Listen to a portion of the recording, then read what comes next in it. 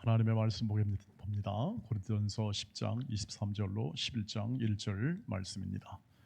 고린도전서 10장 23절로 11장 1절 말씀입니다.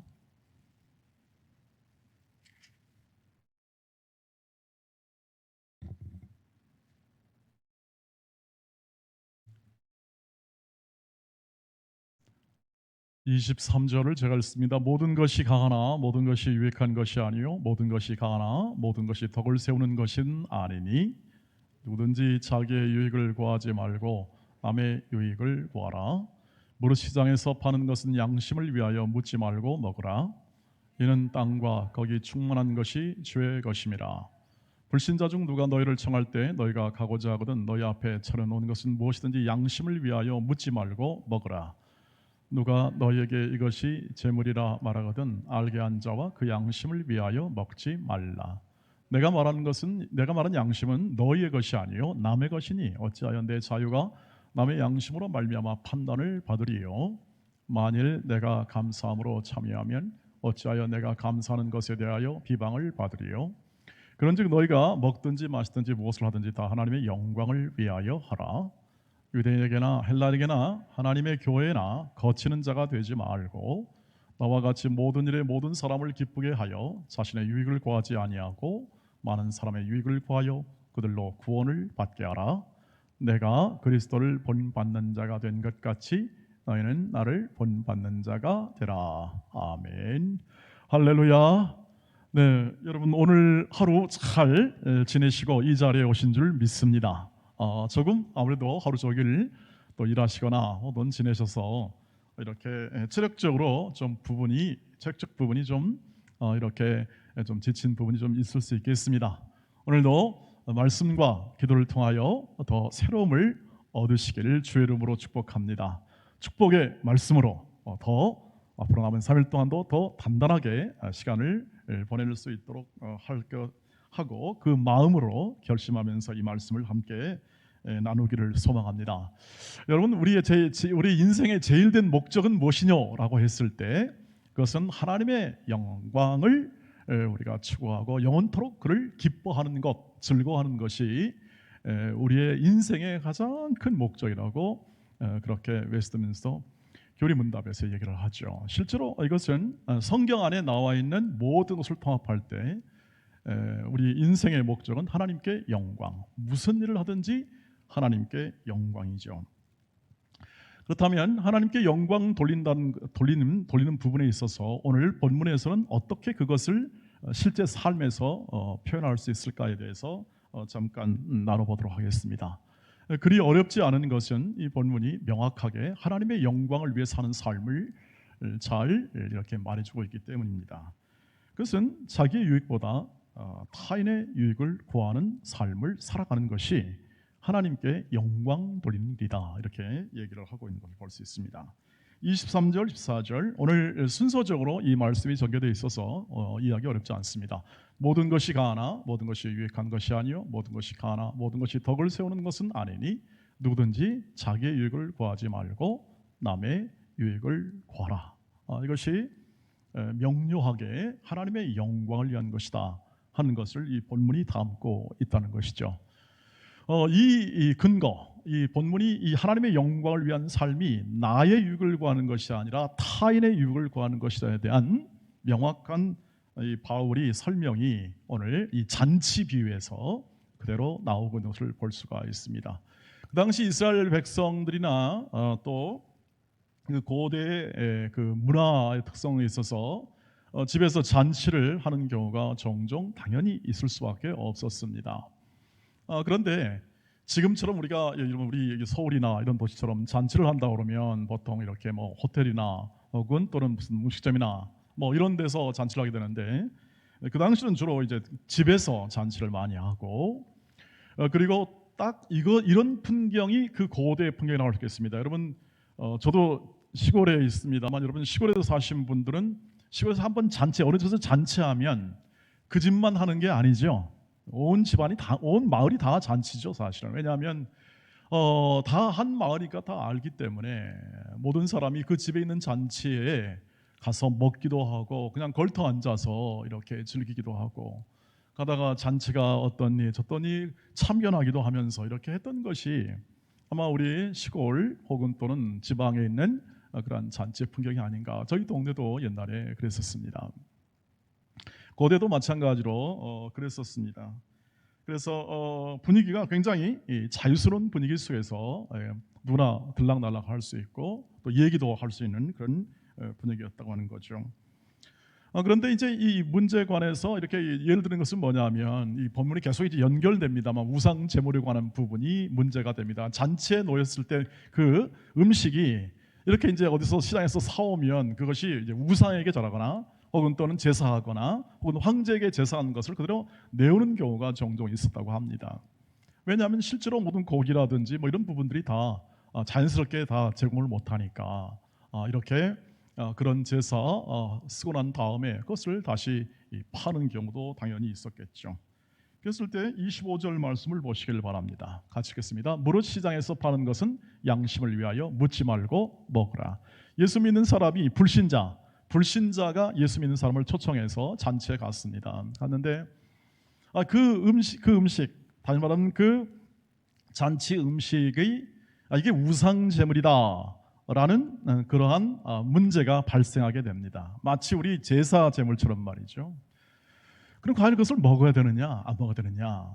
예수 믿는 사람이니까 그전에는 뭐 먹는 게 아무런 문제가 없었지만 지금은 어떻게 하느냐. 오늘 답은 그것입니다. 바울의 답은 묻지 말고 먹어라 입니다. 묻지 말고 먹어라. 괜찮다. 왜 괜찮냐면 오늘 말씀이 다 이렇게 나오죠. 그 땅과 충만한 것이 모두 주의 것이기 때문이다 하는 이 바울의 진술을 시편 24편에서 얘기하고 있습니다. 같이 읽어보시죠. 시작. 땅과 거기에 충만한 것과 세계와 그 가운데 사는 자들은 다 여호와의 것이로다. 모든 것이 다 하나님의 것이다. 모든 것이 하나님의 것이기 때문에 기도와 말씀으로 거룩해지고 또 실제로 또 하나님의 것이기 때문에 뿐만 아니라 하나님이 다스리고 인도하시고 모든 소산을 내기 때문에 사실은 그것은 본질적으로 하나님 앞에 하나님에 속한 것이다 하는 사실을 알기 때문에 그것을 먹는 게 문제가 없다 이렇게 얘기를 하는 거죠. 그런데 이런 게 있습니다. 28절 29절 보니까 먹지 말라고 되어 있습니다. 28절 보세요. 시작. 누가 너에게 이것이 제물이라 말하거든 알게 한 자와 그 양심을 위하여 먹지 말라고 합니다. 그러니까 아니 그건 안 됩니다. 이건 저기 나도 우상 제사를 해봤는데 예수 믿기 전에 내가 이제 보니까 그거 먹으면 안 됩니다. 이런 사람들이 이렇게 알게 하거든, 사람이 알게 하거든 그 양심을 위해서 먹지 말라고 합니다. 자, 그럼 뭐 어쩌란 얘기입니까? 먹으란 얘기입니까? 아니면 먹지 말라는 얘기입니까? 어떤 때는 먹으라고 그러고 어떤 때는 먹지 말라고 그러고 어떻게 하면 좋겠습니까? 하는 얘기가 나오게 되는 거죠. 여러분, 그런데 이렇게 30절에서 이렇게 합니다. 30절 말씀 보시죠. 만일 내가 감사함으로 참여하면 어찌하여 내가 감사하는 것에 대하여 비방을 받으려. 우리가 감사함으로 먹으면 괜찮다는 겁니다. 괜찮은데 문제는 뭐냐 하면 다른 사람의 양심에 실족이나 혹은 또는 문제가 생긴다면 먹지 말라. 그러니까 먹으라는 것과 먹지 말라는 사이에 절대적 기준이 없다는 뜻입니다. 절대적 기준이 없다는 뜻이에요. 그러니까 그 사람의 양심, 타인의 유익을 존중하는 선에서 결정하라 하는 것이 이 성경이 말하는 답이라고 하는 것이죠. 그래서 바울은 이제 명확한 내용을 그래서 제시를 합니다. 어디서요? 31절 말씀에서 제시를 합니다. 간략하게 지금 정리하고 있습니다. 같이 보시죠. 시작. 그런즉 너희가 먹든지 마시든지 무엇을 하든지 다 하나님의 영광을 위하여 하라. 하나님의 영광을 위하여 먹을 수 있으면 먹어라. 그러나 먹지 않아야 된다면 먹지 말아라. 그런 부분은 너희의 자유에 달려 있다. 그러나 정신, 성경 정신은 무엇을 말하는가? 타인의 유익을 위하여 자신의 유익을 제한하는 것이 사랑하라는 정신과 부합되어 맞다 하는 것을 얘기를 해주고 있습니다. 그래서 너희가 먹든지 마시든지 하나님의 영광이 기준이 됩니다. 하나님의 영광. 그래서 32절, 33절에서 그 하나님의 영광을 따라 사는 삶의 내용이 다시 한번 소개가 되고 정리가 됩니다. 같이 읽겠습니다. 유대인에게나 헬라인에게나 하나님의 교회나 거치는 자가 되지 말고 나와 같이 모든 일에 모든 사람을 기쁘게 하여 자신의 유익을 구하지 아니하고 많은 사람의 유익을 구하여 그들로 구원을 받게 하라. 누구든지 그 사람에 대하여 또는 타인에 대하여 그 사람이 구원을 받고 구원을 얻는 그러한 방향으로 너희의 양심과 너희의 소신과 너희의 삶을 계속 진행하고, 그래서 그분을 대하여 유익이 안 될 것 같으면 너희의 자유를 제한하고, 그리고 네 양심과 너희 가지고 있는 모든 것들이 소신들이 그를 위해 쓰여지게 될 때에 하나님의 말씀을 이루게 된다고 하는 것이죠. 이것이 이제 가정이 적용이 되면 가정에서 아내가 남편에게, 남편에게 아내에게 서로의 유익이 되도록, 부모와 자녀도 마찬가지고 우리 성도와 성도에도 당연히 마찬가지죠. 그래서 유대인에게나 헬라인에게나 하나님의 교회에게나 거치는 자가 되지 말라는 것은 뭐냐면 네 양심 주장하다가 결국 남의 양심에 문제가 되면 유익이 안 된다는 것을 얘기하고 있는 거죠. 자, 그런데 더 중요한 건 뭐냐면 구원과 관련되어 이것이 진행된다는 거죠. 말씀을 보면 유익을 위하여 그들로 구원을 받게 하라는 뜻입니다. 구원을 받게 하라. 그래서 우리의 목표는 뭐냐면 언제나 타인이, 다른 사람이 구원을 받는 일에 도움이 되도록 우리의 모든 것들이 쓰여져야 된다고 하는 것을 말합니다. 왜? 우리는 구원받았으니까. 구원받고 계속해서 구원을 이루어가니까, 혹 저 사람이 구원을 얻지 못했다면, 특별히 지금 불신자의 가정에 수청한 부분에 예를 들었지 않습니까? 그래서 이런 사람들이 이 구원을 받지 못한다면 너는 그냥 중지해야 된다고 하는 거죠. 그래서 예를 들면 나는 정말 당신이 이것 때문에 나는 정말 믿음을 잃겠다 그러면 그건 중지해야 합니다. 제가 부임 초기에 그 편지를 한 통 받았어요. 어떤 편지 받았냐면, 목사님 저기 미국에서 오셨는데 개고기는 잡수지 마세요 그러더라고요. 개고기 있죠. 그래서 그들은 또 뭐 미국에 있었으니까 개고기는 안 먹었습니다. 안 먹었는데 한국에 오니까 개고기 좀 먹어볼까 그랬었습니다 사실. 왜냐하면 목에 좋다고 그러니까. 그런데 그 편지를 받고 나서 제가 안 먹었습니다. 그 다음에 안 먹었습니다. 물론 그 다음에 조금 또 어쩌다 한 번씩 먹긴 했는데 뭐 지금은 잘 먹지는 않습니다만, 어쨌든 그 형제가 그런 편지를 보내왔을 때 뭐 그것을 이렇게 끊고 절제하는 것이 그 형제의 양심을 위해서 좋다 하는 것이 우리가 지금 적용할 수 있는 내용이 되겠습니다. 자, 모든 일에 또 모든 사람입니다. 유대인들은 하나님이 선택받은 백성의 대표를 말하고, 헬라인은 이방의 대표를 말하고, 그 다음에 하나님의 교회의 선택받은 백성은 뭐냐면 예수님을 믿어 구원받는 백성의 공동체를 말합니다. 그러니까 믿는 자이든 안 믿는 자이든 그 어떤 누구에라도, 여러분 저와 여러분이 이 성도들에게서 너무나 당연한 것일 뿐 아니라 안 믿는 자, 불신자 누구에게라도 그들의 유익을 구하라는 것입니다. 그래야 그것을 통하여 구원을 얻게 되는 것이죠. 그리고 그것이 하나님께 영광 돌리는 가장 중요한 것으로 지금 제시되어 있다는 것을 볼 수가 있습니다. 사랑하는 우리 돈의 가족 여러분, 하나님의 영광을 위한 것이 예배하는 것과 그리고 또 기도하는 것과 또 헌금, 봉사, 이런 모든 것들이 하나님께 영광입니다. 영광이 됩니다. 그런데 가장 더 본질적인 하나님의 영광의 추구는 뭐냐면 내 유익보다 타인의 유익을 위하여 내 유익을 제한하는 겁니다.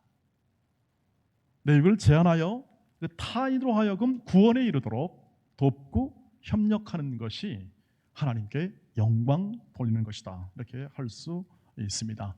그래서 그렇게 교회 열심히 봉사하자 이 뜻이 나오는 겁니다. 그래서 그 결과로 우리 열심히 봉사하자, 최선을 다하자는 것이 나오죠. 여러분, 봉사에서 최선을 다해서 이루어지는 것이 아니라 우리가 이렇게 하나님의 말씀의 원리, 이 말씀이 요구하는 이 원리에 따라서 우리의 삶의 내용이 나오게 되는 것이 바로 돕고 또 나보다 다른 사람을 낫게 여겨 그들의 유익을 구하게 되고 그들과 함께 조화롭게 살아가면서 여기 예수 믿는 사람은 이렇게 산다 하는 것을 보여주는 거죠. 어떻게 해요? 예수 믿는 사람은 내 유익보다 당신의 유익을 위해 살아가는 사람입니다 하는 것을 보여줄 때 그것이 빛이요 그것이 소금이 된다는 겁니다.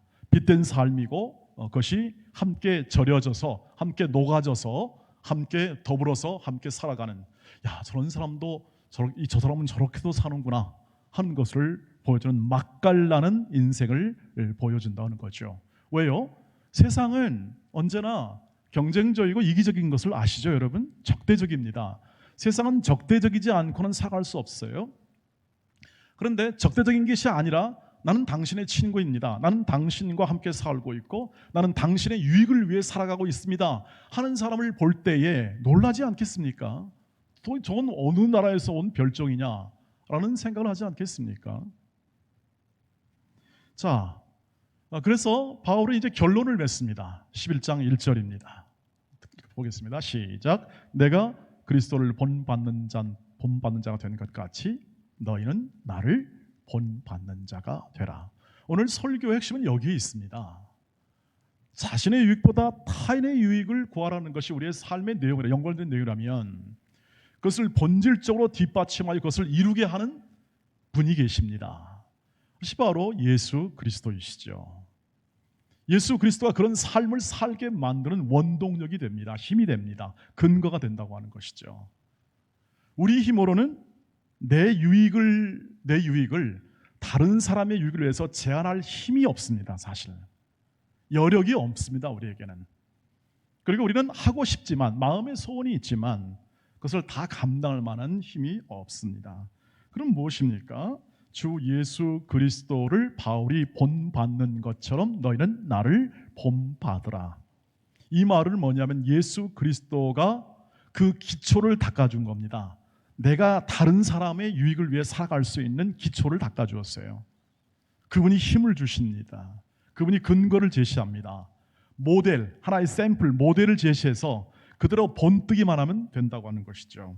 그 뜻을 얘기하고 있습니다. 여러분, 본받는다는 것은 본을 뜨는 거죠. 이렇게 딱 예수라는 분을 딱 놓고 본을 딱 뜨는 겁니다. 떠가지고 실제로 그것과 똑같은 것을 재생해내는 거죠. 본뜬다는 건. 본받는다는 것은 바로 그와 같은 개념이며 그리고 그분을 발자취를 따라가는 것과 같다고 하는 것이죠. 여러분, 예수 그리스도가 그래서 우리가 생각하고 말하고 그리고 모든 행동하는 것의 기초가 된다는 것을 말하죠. 왜? 그분을 본받음으로 그것이 나타나니까. 주님은 친히 자기의 유익보다 타인의 유익을 위하여 사는 인생을 사셨습니다. 그리고 그것을 가장 강하게 보여주는 것이 어디냐? 십자가입니다. 십자가는 자기의 유익은 완전히 죽입니다. 그리고 타인의 유익, 우리의 유익, 우리죠. 원수된 우리의 유익을 위하여 예수님은 죽으십니다. 사시지 않고 죽으십니다. 그러니까 죽기까지 복종하여 하나님의 그 뜻을, 하나님의 영광을 드러내는 겁니다. 여러분, 십자가가 왜 영광입니까? 수치와 모욕인데 왜 영광으로 표현됩니까? 왜 영광의 십자가로 표현됩니까? 우리가 십자가로 승리했으니까 영광이라고 표현하는데 그런 의미도 있겠습니다. 그런데 더 중요한 것이 영광이 뭐냐면, 영광이란 하나님의 본질이 가장 화려하게 빛날 때 영광이라고 말합니다. 영광할 때는 뭐냐면 하나님의 본질이 가장 빛나요. 여러분, 인간의 가장 아름다움이 빛날 때가 언제입니까? 애로 태어났을 때, 아장아장 그럴 때 인간의 가장 아름다움, 아이의 가장 순수함이 가장 빛날 때, 그리고 인간이 표현할 수 있는 능력을 아주 잘 표현했을 때 그 영광스러움이 있습니다. 빛나는 겁니다. 하나님의 본질은 뭡니까? 사랑입니다. 사랑이 가장 빛날 때 그것을 영광이라고 합니다. 이 세상에서 줄 수 없는 위대한 사랑이 빛을 발할 때 그것을 영광이라고 말하죠. 십자가에서. 그래서 예수님이 이렇게 말씀하세요. 제자들아, 내가 이제 인자가 영광을 받을 때가 왔다. 십자가 지기 전에 이렇게 말씀하십니다. 인자가 영광을 받을 때가 왔다. 십자가를 이해하지 못하면, 그 영광이라는 개념을 이해하지 못하면 우리는 이것을 쉽게 살아내기 쉽지 않습니다. 내가 열심히 십자가 지겠습니다 열심히 해놓고 가다가 힘이 듭니다. 아이고, 십자가 무지하게 무겁네. 주님, 나 그래서 십자가 그만둘랍니다. 이렇게 나서 그냥 딱 놓고 방황하는 겁니다. 십자가는 우리가 져도 되고 안 져도 되고가 아닙니다. 주님은 십자가의 영광으로 우리를 초대하기 때문에, 그 길을 걸어가는 것이기 때문에 그걸 거부할 수가 없습니다. 그것을 불가항력적인 은혜라고 말을 합니다. 그것을 거부할 수가 없어요. 여러분이 믿는 것과 여러분이 그리스도를 따르는 것은 여러분의 힘으로 된 것이 아닙니다. 하나님의 능력과 힘으로 여러분을 견인하는 것이죠. 가져가는 것입니다. 그래서 우리가 하는 일은 순종이라고 합니다. 순종. 우리가 하는 일은 순종. 내가 일을 하는 것이 아니라 하나님이 일하시니까 그 일하심에 참여하는 순종이 가장 큰 우리의 신앙적 행위가 된다고 하는 것이죠. 십자가, 그 십자가에서 자신의 유익보다 타인의 유익을 위한 예수의 사랑이 가장 빛납니다. 그래서 십자가는 자신의 유익보다 타인의 유익을 위한 가장 대표적이고 가장 핵심적인 자리가 됩니다. 그래서 우리가 십자가 지신 예수, 그분을 이렇게 노래하고 찬양하는 이유는 뭐냐면, 그 안에 담긴 영광과 그 은혜와 능력과 힘, 이것을 제대로만 이해하게 되고 그것을 마음에 새길 때, 여러분, 그 구원에 담긴, 우리가 지금 살아가고 있고 저와 여러분이 지금 하고 있는 모든 것에서 나타나는 하나님의 영광이 여러분을 압도할 것입니다. 여러분을 압도해요. 저도 이렇게 기도할 때라든지 제 마음에는 그렇습니다. 제 마음에는 하나님의 영광이 너무 크니까, 하나님의 그 사랑과 그것이 크니까 너무 이 세상 것들이 있잖아요. 모든 것들이 너무 하찮게 보여요. 제가 너무나 이러다가 내가 혹시 이런 일들을 못할까 이런 걱정도 되긴 하지만, 근데 하나님의 영광이 크니까, 하나님의 그 은혜가 훨씬 크니까 다른 모든 것들은 그렇게 별로 그렇게 중요한 것처럼 여겨지지가 않습니다. 왜 예수를 본받는 자 되고 좀 나를 본받으라 하는가 하면 뭐냐면, 바울은 오직 예수밖에 없었습니다. 예수만 충분했다는 뜻입니다. 그렇게 충분할 때 자기는 타인을 위한 인생을 살아갈 동력과 힘을 얻어서 최선을 다해 그렇게 살아갔다는 뜻이겠죠. 물론 완벽하게 살았냐? 그렇지는 않았을 겁니다. 바울이 완벽하게 살지는 못했을 것입니다. 그러나 그는 나를 본받으라 하는 이 말 속에 나는 최선을 다해서 그의 십자가와 부활의 삶을 본받아. 빌립보서 3장에 있는 말씀입니다. 본받아. 나는 최선을 다해서 갔다, 그렇게 진술하고 있는 것을 볼 수 있습니다. 여러분, 매일매일 주님의 본을 뜨시기를 주의 이름으로 축복합니다. 주님의 본을 뜨십시오. 저와 함께 거하시기를 주의 이름으로 축복합니다. 우리의 삶을 본을 떠서 그려내시기를 바랍니다. 무거운 짐을 지고 홀로 힘들게 가지 마시고 예수와 함께 그분의 본을 뜨시기를 바랍니다. 그분은 이렇게 말씀했습니다. 마태복음 28장 20절, 빌립보서 1장 6절 이렇게입니다. 내가 너에게 분부한 모든 것을 가르쳐 지키게 하라. 볼지어다 내가 세상 끝날까지 너희와 항상 함께 있으리라 하시니라. 너희 안에서 착한 일을 시작하신 이가 그리스도 예수의 날까지 이루실 줄을 우리는 확신하노라. 확신하노라. 여러분, 우리는 말하고 주장하거나 혹은 또는 모든 것을 주창함으로써가 아닌 삶으로 그려낼 때 가장 큰 영향력을 발휘하게 되어 있습니다. 믿음이 커지게 되고, 그리고 우리는 세상 끝날까지 함께 하시는 주와 동행하면서 그 얼굴에 빛이 나타납니다. 얼굴에 빛이 나타납니다.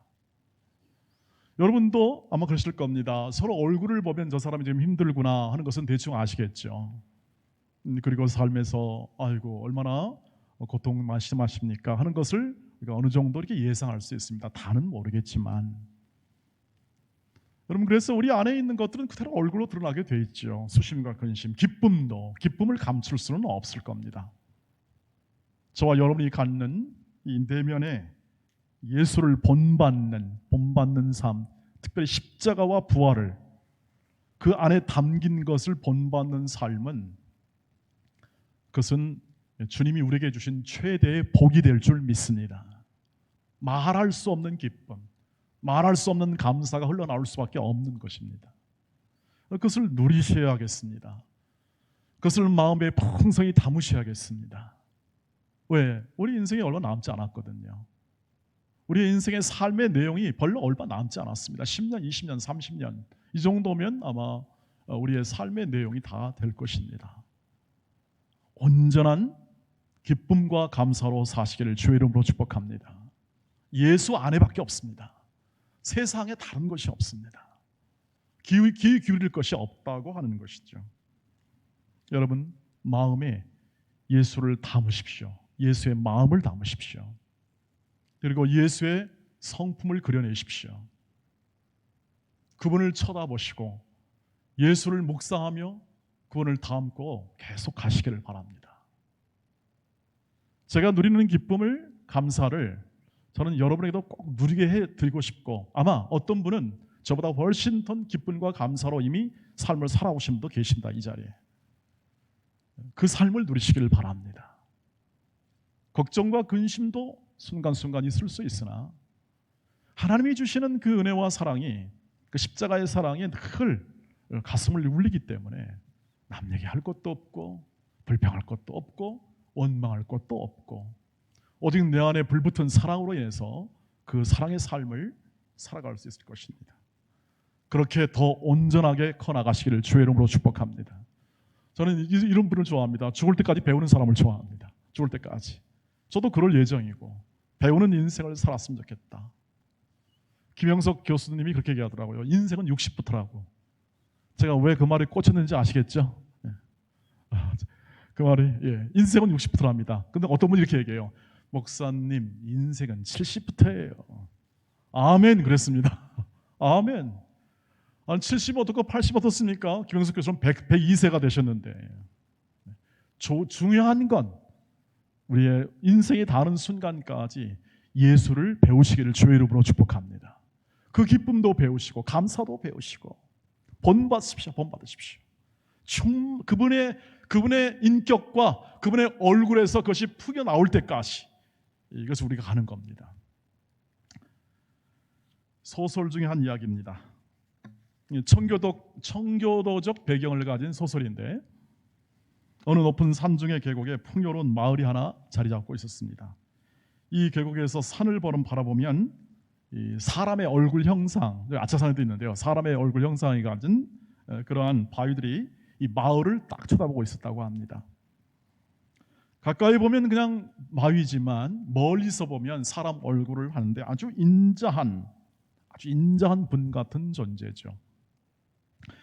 이 마을에 사는 어린 아이가 하나 있었습니다. 그 이름은 어니스트라는 아이인데, 어머니로부터 이 마을 출신에서 큰 바위 얼굴과 같은 위대한 인물이 나올 것을 이렇게 전해 들었습니다.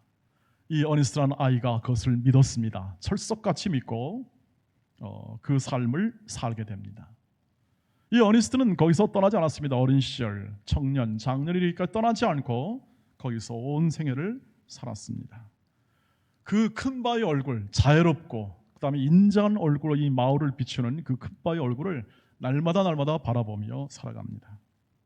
자, 그가 기다리던 사람이 온 것 같습니다. 이름은 게더골드입니다. 영어 이름이 게더골드는 금을 모으는 사람이란 뜻입니다. 게더골드는 아주 큰 부유하고 상인이었습니다. 두 번째 온 사람은 전쟁을 승리로 이끈 블러드 앤드 썬더 장군입니다. 블러드 앤드 썬더는 뭐냐면 피와 천둥 이런 겁니다. 그러니까 굉장히 용맹한 그런 뜻을 가진 장군이었습니다. 어떤 때는 위대한 시인까지 옵니다. 이런 사람들이 차례로 와서 다 이 큰 바위 얼굴과 같은 사람인가? 라고 했는데 이 어네스트는 그때마다 약간의 실망을 합니다. 내가 믿어왔던 것과 아직 완벽하진 않아. 이러는 사이 이 어니스트는 농부로서 살다가 혹은 촌부로서 살다가 그런 마음속에 자애로운 진실한 하나님을 더 굳게 신뢰하면서 언젠가는 위대한 사람이 올 거라는 그러한 마음 생각에 그는 설교자가 되고 설교를 하게 됩니다. 그가 차분하게 이 농촌에 살면서도 이 계곡에 살면서도 설교를 하자 그 지역 사람들이 한 분 한 분 오기 시작했습니다. 그리고 그 먼 곳에서 오기 시작했습니다. 그들은 어느 순간 어니스트의 모습을, 설교하는 모습을 보면서 큰 바위 얼굴에 깃들인 모습과 같다는 생각을 했습니다. 그래서 어떤 한 시인이 당신이 바로 그 위대한 얼굴, 큰 바위 얼굴 아닙니까? 그랬더니 어니스트는 아니요, 나는 아닙니다. 그러나 당신 같은데요. 그때는 그렇게 흘러갔는데 점점 마을 사람들이 한두 사람 점점 그 시인이 말한 것이 사실임을 알게 되었습니다. 어니스트는 끝까지 자신은 그렇지 않다고 느꼈지만 사람들은 그 얼굴과 그 마음에서 나오는 또 말 속에서 나오는 영광의 빛을 보았던 것이죠. 그는 점점 큰 바위 얼굴을 닮아가고 있었습니다. 우리는 동원이라는 예수 마을로 하나님이 부르셔서 우리로 하여금 날마다 주님의 마음을 품고 주님을 닮아가게 만드는 사람들로 우리를 다 같이 불러주었습니다. 때로는 실망도 하고 때로는 좌절도 하면서 우리는 주님을 본받아 갑니다. 다시 일어나서 견뎌내기도 하죠. 그리고 우리에게 허락된 삶의 환경이 어떤 것이든 그 자리에서 주님을 바라보며 주님을 닮아가는 인생을 살도록 오늘 우리를 함께 이 밤에도 불러주신 줄 믿습니다. 놓치지 마시고 이 보람차고 감사하고 풍성한 인생을 주를 바라보며 힘껏 행진하시기를 주의 이름으로 축복합니다. 기대하기는 여러분의 얼굴과 여러분의 모습과 인격 속에서 예수를 발견할 때가 곧 오게 될 겁니다.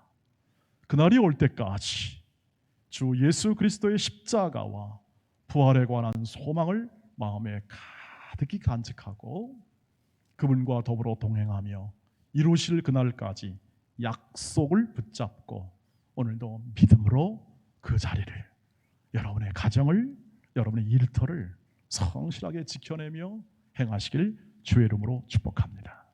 우리 함께 기도하겠습니다. 우리 기도 제목을 한번 보시죠. 날마다 주님의 발자취를 따라 주님을 더욱 닮아